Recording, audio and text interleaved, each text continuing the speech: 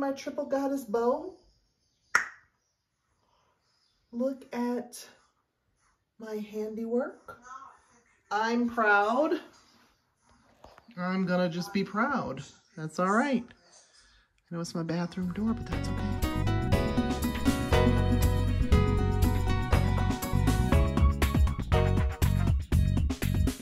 This here is my hardy kiwi, and it has grown amok.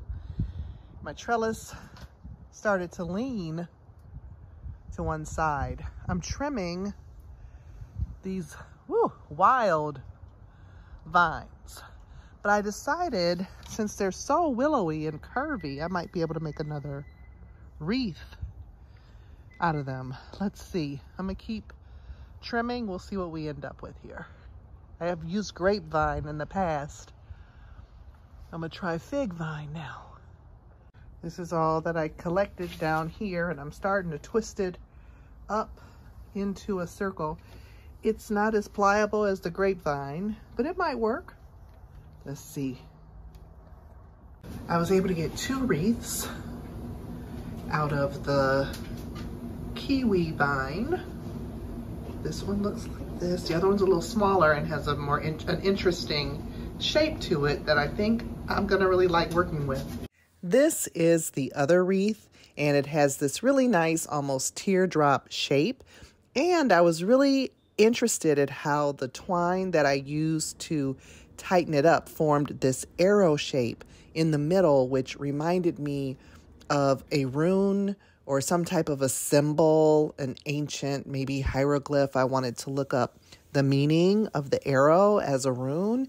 And it interestingly corresponds a lot with the Egyptian principles of Ma'at around fairness, law, honor, righteousness, peacekeeping, and a balancing of the scales.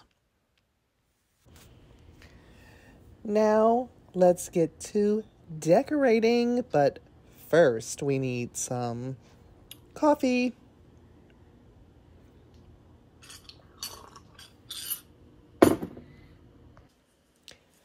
Okay, so once you have your wreaths done and they have dried a while, dried into their shape. I mean, you could decorate them immediately and they'll all dry into shape together.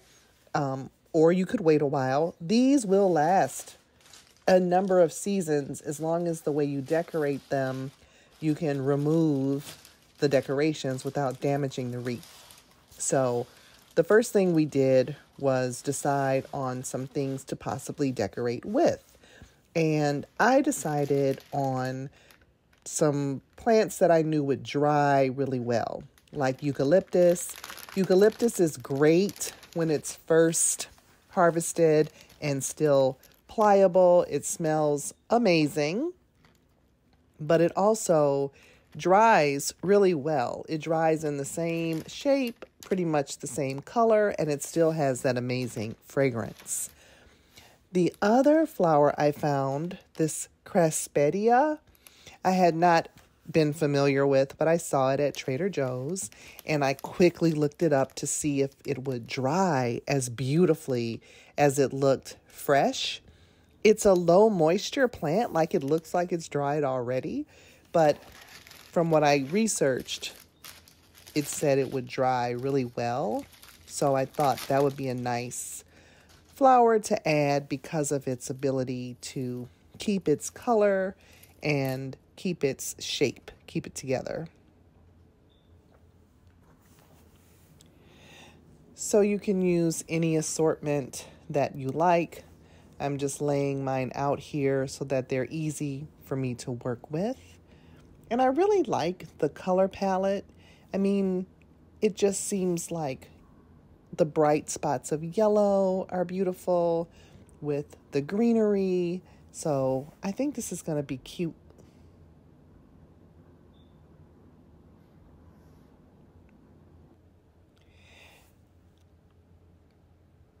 Now I'm going to do this wreath. This is the one that's calling to me. And this is the one that, yes, I think this is going to work great. So I'm going to speed up the footage here But in general, we're just going to be poking our flowers through the network of the vines.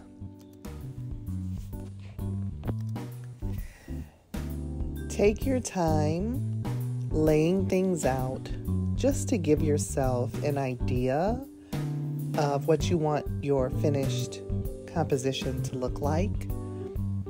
This is nice if you put on some music and just really allow yourself to get into the creative flow.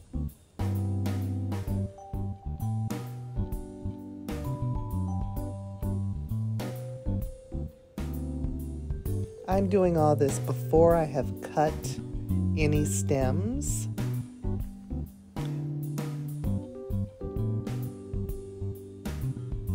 Now, once you decide on your arrangement, you see I'm just easing the stems through the network of the twisted vines.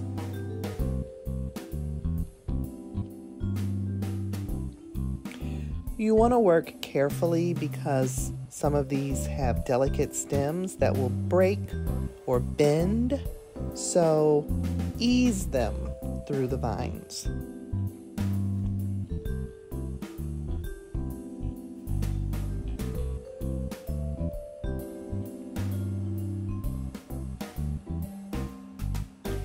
This is some echinacea seed heads that I gathered from my yard quite a while ago. They were actually on my Yule/Kwanzaa wreath, so they've been hanging around the house for a while.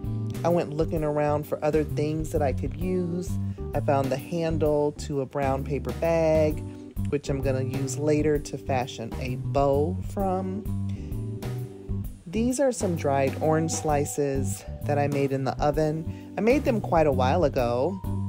They're really easy to make. They just slice and put in a very low, like 200-degree oven for several hours. And I thought they would add a nice element of brightness to the wreath.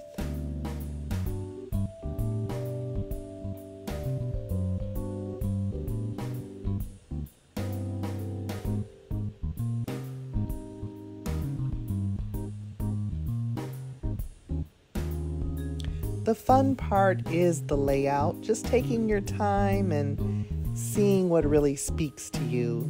It's nice to reserve a Saturday morning or a Sunday afternoon to just take the time and make beauty. It's kind of like a meditation.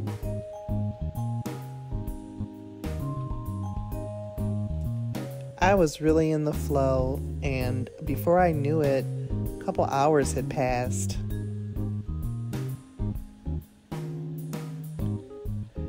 I even whipped out the glue gun, and this was my bow that I made out of my repurposed brown paper bag handles. And I wanted to make this triple goddess bow that I had seen somewhere in my internet travels. Someone made a garland out of orange slices, and in the middle they had made the triple goddess symbol. And I was like, oh, I want to make the triple goddess symbol a part of my spring decor, a part of my sacred circle living. Look at that.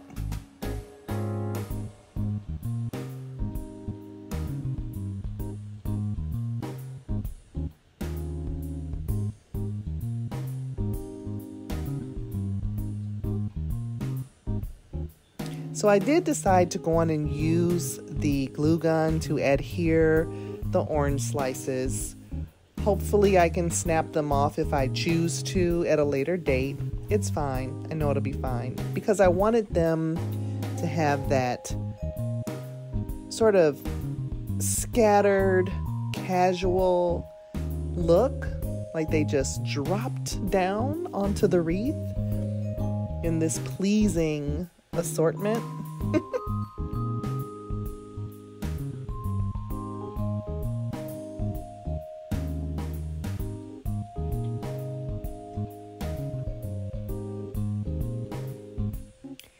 I I love this as a craft idea because grapevines grow in a lot of places. I think the relationship with grapevines can be one of frustration.